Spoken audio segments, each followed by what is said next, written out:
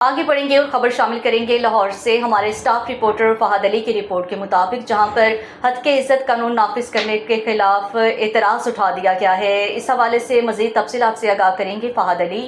جی فہد، آگاہ کیجیے گا۔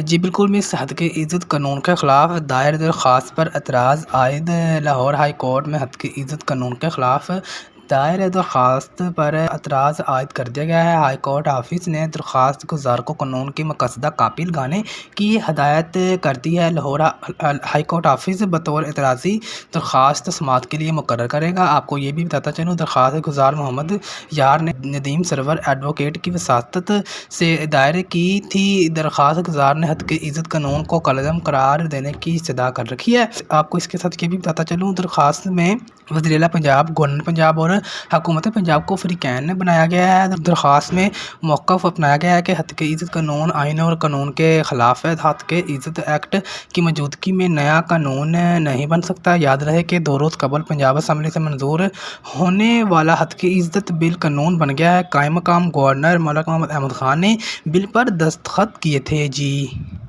بہت شکریہ فہد علی، آپ ہمیں تفصیلات سے آگاہ کر رہے تھے۔